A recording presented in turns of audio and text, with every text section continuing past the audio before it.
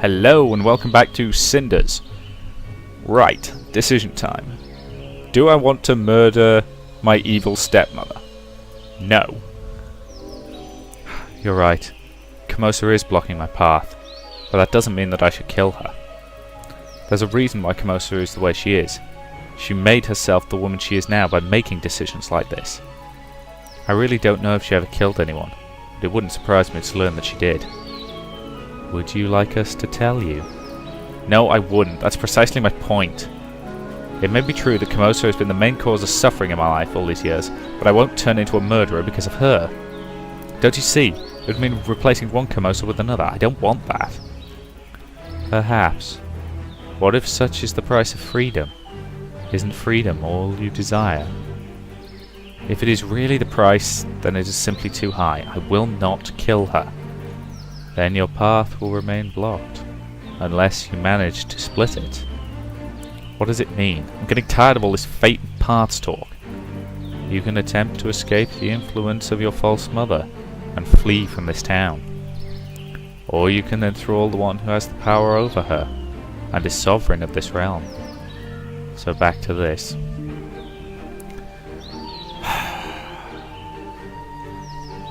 Oh, difficult decisions. Okay. Escaping. I don't like the idea of running away from problems. I'm also not keen on the use of their phrase, enthrall him, is making me kind of worried. But by the look of it, we're going to keep getting chances to back out of things, so... Making the prince fall for me. Now wouldn't that be a blow to Kamosa's ego? Even being at the ball, not to mention making a good impression, would send a clear message to my dear family. It shouldn't be difficult to achieve.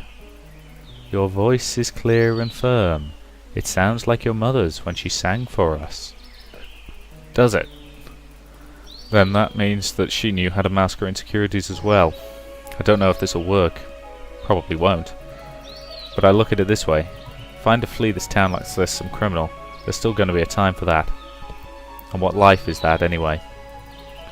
And taking the resonance back from Kamosa, I admit it sounds wonderful, but let's be honest, it's not going to happen. Kamosa keeps it tightly and won't let go. That's just the kind of woman she is, and I have to say even I can respect that. So the truth is, this ball may be my only chance to significantly change my life. I must succeed. Mortal lives are dull and narrow, or tumultuous and broad, but what they are depends on one skill only: grasping fate. Decisions alone mean little, and fate is like a frame waiting for the picture to be painted. It is only when the two meet that great things are accomplished. But how am I going to get to the royal palace? That's the hard part. Apart from the small details. Like the guards and me not being invited, there are more pressing issues here. Like, what am I going to wear? I don't suppose you know a good tailor that works for free. Your seductive nature requires little aid, so providing you with the right clothing will be very easy. Have trust in the lake, Cinders. It remembered your mother's wish, and reached out to you, offering aid. Come to us before the ball. We will help you, and so the new concord shall be sealed. How do you manage to sound so secretive and eerie all the time? How exactly will you help me? Have trust in the lake, like your mother. Like my mother? Something tells me you're not going to answer me no matter what I say. But, fine, I don't have a choice here but to agree to your rules and hope it won't bite me in the rear. Indeed. You must embrace your fate as it unfolds through our words. You will have no trouble doing so. Your blood makes you attuned to sensing both opportunity and necessity. The plan is set. The new gift will be offered. Its weight and price shall unveil in time. You can go. Thank you, I think. I wonder what Mum would say about all of this.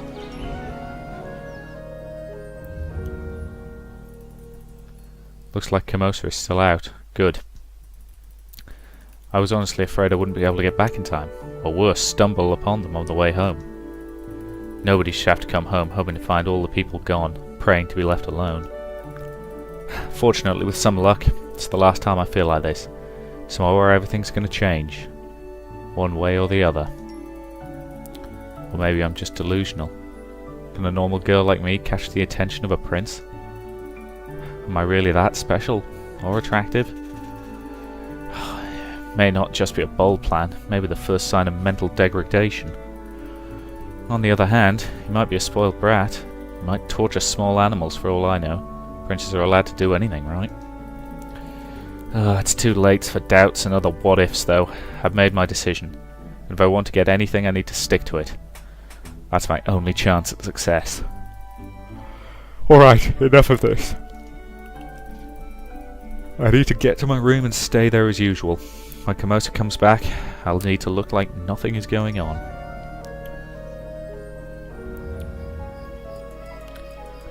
The garden looks so odd in this pale moonlight. Everything is set for the ball, but there's no living soul here except me. It seems so unreal. Just a few hours ago it was full of servants, carefully setting every little piece of decoration. Now it's deserted as the preparations come to an end. Only the wind does not hesitate to run freely and ruffle everything. I have to say it feels unusual tonight, like a charge about to go off during the storm.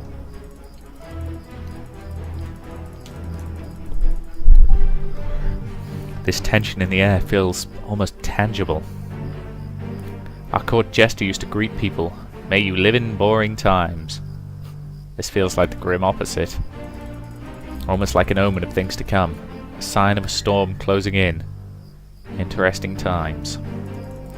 I wonder whether this has any chance of success. Can I commit to change and make it happen? Is this even possible? I've read the philosophers, but I've never seen it come true. Books and idealistic theories are one thing, but people tend to resist change, even change for the better. Father didn't make it any easier for me either. He was a good ruler, and he's remembered very fondly.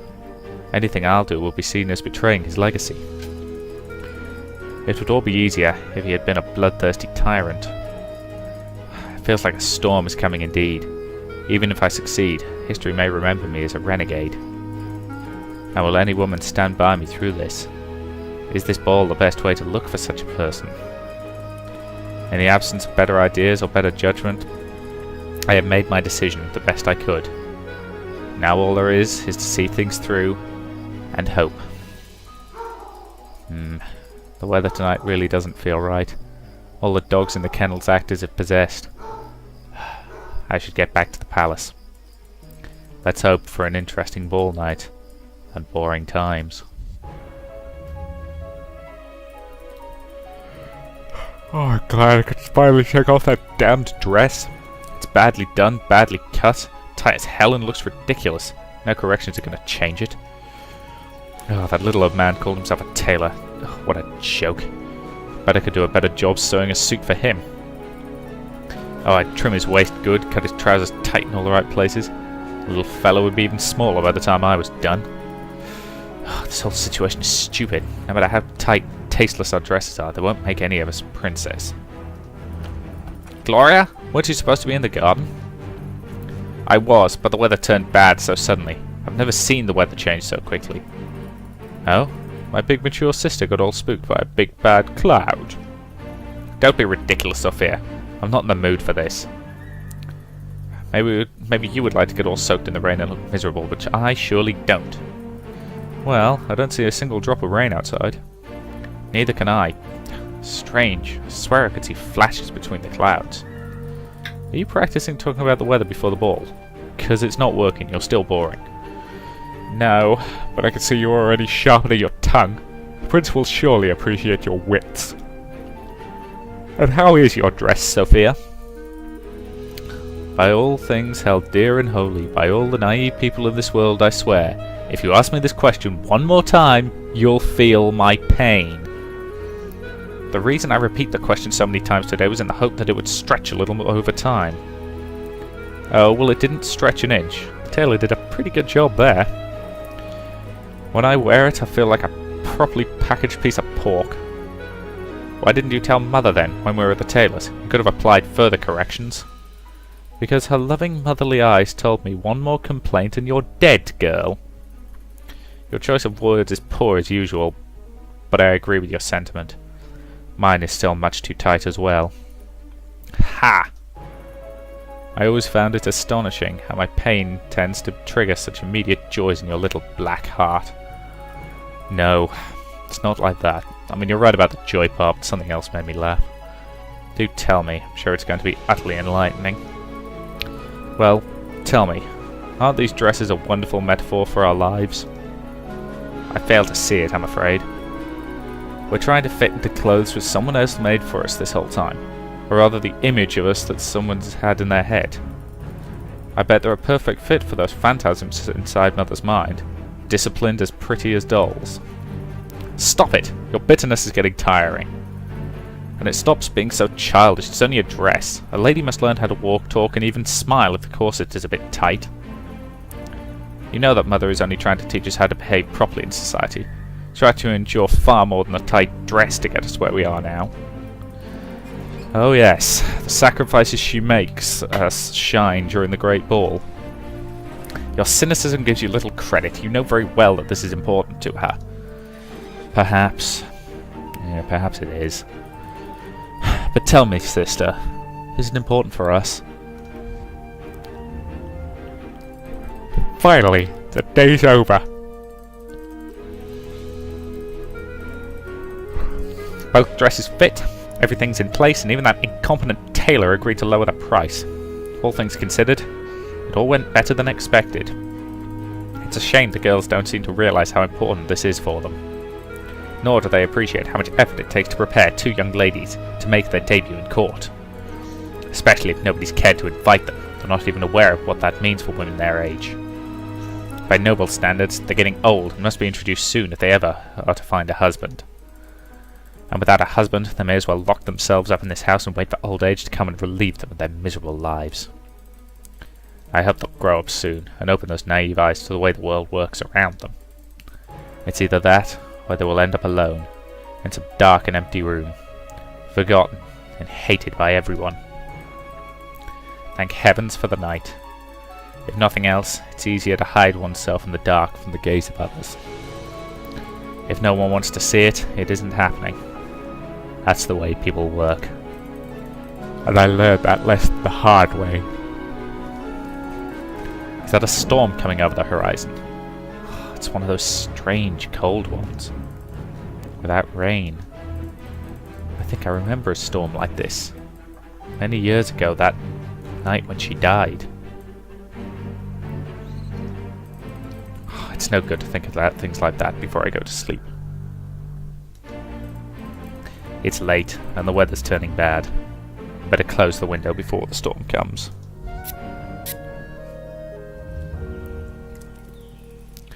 Oh, thank goodness it's dawn already. Oh, I haven't slept for the entirety of the night. How could I? I feel like there's a dozen especially vicious, poisonous butterflies having a grand ball of their own in my stomach. Poisonous butterflies. That's a good one, Cinders. Lack of sleep will surely make you very eloquent this evening. Still, things do go according to plan. This has just been my last night spent as a slave in my own house.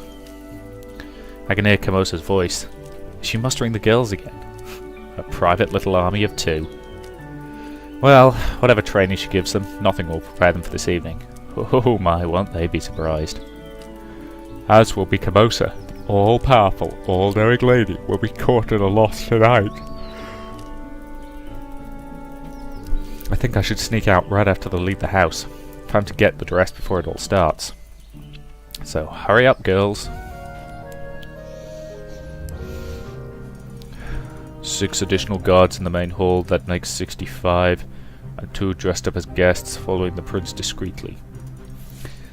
At least that much good has come from the masks everyone will be wearing.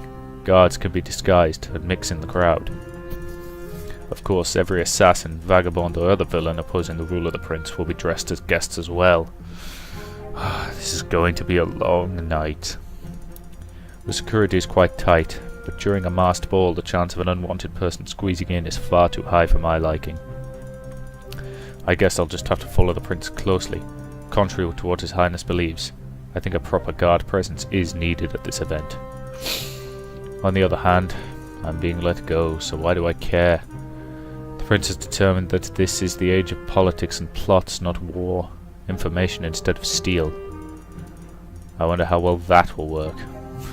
Somehow I don't think people change that quickly, or willingly. Someone assaults the future king with a hidden blade, but then suddenly the ruler yells, "What's the capital of the lands of the mist?" Well, and the attacker falls. But fair enough. I've decided not to adapt, so I'm staying behind. And with my inadequate methods, I shall protect the prince one last time. Then come what may. My attachment to the code, to honor, and to the crown is also a thing of the past. Inadequate. Let me just check the windows and the fences one more time. Poor Perile. You are late. I know, I'm sorry. It was difficult to leave the house. Camosa and the girls ran amok. Do you know how long it takes to tie all those funny strings in a corset? Wait, you probably don't. Oh, I can't believe I'm doing this, making excuses in front of an otherworldly apparition. Then don't make them. Right, so how am I going to get to the ball? I doubt that's even possible. Your doubts are useless. Your belief is not. Because you accepted our aid, we have left a gift for you under the old oak. A gift? As promised, we have sewn a dress for you. It will please you. You can try it on. Alright then, just give me a moment. Heavens, it's beautiful! This fabric's so fine, what's it made of? Alright, keep your secrets. It's still incredible. Shoes are not exactly my size though. I really feel like a princess. Whatever the prince right now, I'd say was worth it. Still, there's the minor detail of getting inside the palace without a royal invitation. Lords of this land and their little obsession with insignificant pieces of paper. Seals made by mortals mean nothing to us. As long as you keep the dress on, no one will stop you. Be confident, walk right in, and don't look back. It sounds utterly crazy, but who am I to discuss secrets of the arcane with a half-transparent being? I know it'll work. Thank you for your help, I owe you. We are honouring the old concord, and sealing a new one with you. Like your mother, you have not forsaken us. You have made rights, and your wish will be granted. We will carry the weight of your fate for a while, and we will help you lift it higher, and carry it further. Once the cycle is complete, the weight will reveal its price. We wish you good fortune, Cinders. It is time for you to go. Oh, come on, at least let me see the dress. Swine. How did I not see this before? They're so used to wearing masks all the time. Today's dress code changes nothing. All it did was bring out their mastery in masquerading. Isn't this what you have chosen to support, sire? The monarch is the one to set the tone for this country. Didn't you want the land to become a political arena? Politics instead of war, yes. But this game of appearances disgusts me as much as it disgusts you. Politics for the sake of progress and the people. That is what I think best for this country, not this. But I know you don't condone this, do you? When the ways of our forefathers were changed, honor disregarded, and rules made grey and flexible, this is what happens. A world where the two-faced win. That is not entirely true. What should happen is that the people were given voice and empowerment. It may have some disadvantages, but it is still the future. Maybe it is, but I wouldn't trust enough people to let them rule. If you want honesty and righteousness, you need black and white rules, and a stable set of values behind them. Yes, but we need a land of prosperity too, and I don't mean material prosperity alone. I want a land of as much joy as reasonably possible in my realm. It's a worthy goal, and I'm willing to do whatever it takes to make it happen. I do understand your reluctance to practice politics, however, and I appreciate your honesty. You have the right to be doubtful. Curiously enough, to set people free, You need some level of deceit, hypocrisy, and gossip. If you say so, sire. See? It even rubbed off on you a little, my friend. But right now, I have to play along, deal with this lot, and choose a wife from among them. Frankly, I don't see any good candidates on the horizon. What do you think I should do? I could use your advice on how to proceed. I wouldn't even begin to imagine how one might approach this situation. Please, just tell me what you think. I think that you are overthinking it, my lord. Maybe just try to blend in and go with the flow of things. So you are saying I should stop staying outside, observing and judging the women who came here? Well, that is not exactly what I said. But you are right. If I am to learn the true natures of the ladies that are here, I need to give them that chance. So for now, I am going to stop judgment and reach out. Thank you, friend. This is the last chance to rise up in the world. Each of you can become so much more than impoverished nobility. You'd be royalty. You do want that, don't you? I'm really not so certain. Of course we do. This isn't the attitude that will win you a better life. If you don't commit to it and ignore the rest, you'll lose. We are committed. We really are. It's just not easy, Mother, but we'll try. My dear Gloria, nothing in this world is worth striving for is easy. You need to fight for a better life, endure hardships, discomfort, and sacrifices. This is your chance. If you play it right, you won't have to worry about any of those ever again. Do you understand what it means? Now smarten yourself up, girls. Do something about that cringe. Sophia, and Gloria, adjust that coiffure. Good. But what for? Not that I can't endure pain and hardships, Mother. You've made sure we both can. But what's the purpose? He won't choose us anyhow. Now. You have to do this if you want to survive and go up. If you commit yourself to the best, you do have a chance. What do you think? That ending up with some smaller nobility or a soldier is an option for my daughters? Only idiots aim low. So we will do everything we talked about yesterday, and we will try to charm the prince. I'm not sure I can do that, but I'll try. I didn't raise you two to be unable to gain influence over a single man. You are young, pretty, you're women. Use your wits and instincts. And if that fails you, Gloria, as we know it will, you can always flaunt your cleavage. But wouldn't that come across as very unladylike? What would people think? There are many ways to entice a man. Your beauty will help you in that, so do not be ashamed of it. Use it if necessary. Those dresses cost me a fortune, and more than a single white hair, but they should draw some stares. Now let's make sure you get the chance to use your feminine wiles. Each of you will get the prince's attention, introduce yourself, and get invited to a dance. How do we get invited? We're going to invite the prince ourselves? Just hint at it subtly. Or heavily. But remember about the cleavage. Shut up, Sophia. I'm trying to understand what to do as best I can. You never understood the idea, did you, sister? Quiet. There are more important things than bickering right now. Focus, you two. You both look astounding, and I'm sure you'll do fine. You are my daughters, after all. Gloria, you go first. Then Sophia. Remember, stand up straight and smile at all times. When you get down, and when you dance, every other pirouette brush against him accidentally. Good luck, sister. You're gonna need it, you know. Don't listen to her. Just go. Oh, very well. I'm keeping an open mind. So, do you have any other advice? No. However, there is a very pretty young lady standing over there and gazing away, my prince. Most of them are, as if there was some sort of contest with the kingdom and the palace as the main prize. Well, there are many candidates gathered together for one event, and one of them will be chosen to become rich and influential. If not a contest with the kingdom as a prize, how would you describe it, my prince? Very good point, my friend. Alright, let's try to select a wise queen and a good companion for the years to come. That young lady looks astoundingly stunning. I think she has a dignified air about her. Excuse me, my friend. Good luck, my lord. Good evening, mysterious beauty. How are you enjoying yourself? Thank you, your highness. The ball is amazing. Everyone's excited to be here, as am I. Please stand up. Oh, I'm sure they are. Half of them because they're rooting for their hidden agenda to take effect tonight, but how can I blame them? But I am certain every court member wishes both you and the land the best. Oh, please excuse my bluntness, but do you genuinely think this to be true? Was that your impression when you talked to them?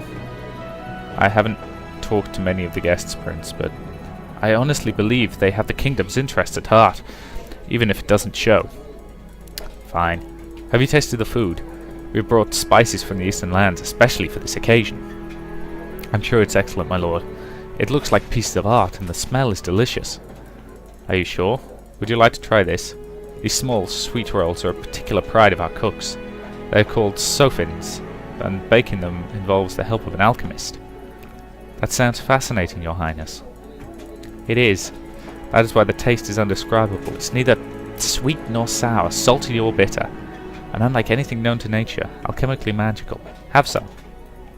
Thank you, Your Grace, but a lady should watch her figure. Surely a woman of your beauty doesn't need to worry about such things. You look as delicate as a morning breeze. You are too kind, Your Highness. Are you sure? Thank you, Your Highness. Maybe just a little bite. Oh, you don't need to call me Your Highness. I don't attach that much value to formalities, and after all, I'm not a king yet. Oh, I'm sorry for the mistake, Your Highness. I didn't mean to imply. I'm truly sorry. That's nothing. Don't mention it. Oh, I won't mention it again if that's what you mean. I'm sorry. It's fine. Just please relax. I get the feeling you're very tense. Can we just chat casually? Of course, my prince. What would you like to chat about? How do you like the music? The music is heavenly, my prince. You really think so? Why? I don't know much about music, but this seems like an excellent choice, my prince. Well, then maybe let's just talk about things that interest you. Why don't you choose a topic? I do not know what you like and what interests you, Your Grace. Oh my, I did it again. I'm so sorry. I didn't mean it. It'll not happen again. Oh, don't bother. I mean, don't worry. I'm sorry, Your Highness isn't pleased. I didn't mean to upset you, my prince. I truly didn't. Somehow, I wish you did. Will you please excuse me, my lady? Of course, my prince. I hope you enjoy your evening. This is going to be a long night. Well, that didn't go well. Right, that seems to me like an excellent point to end this video, so I will say thank you very much for watching, and I'll see you in the next part.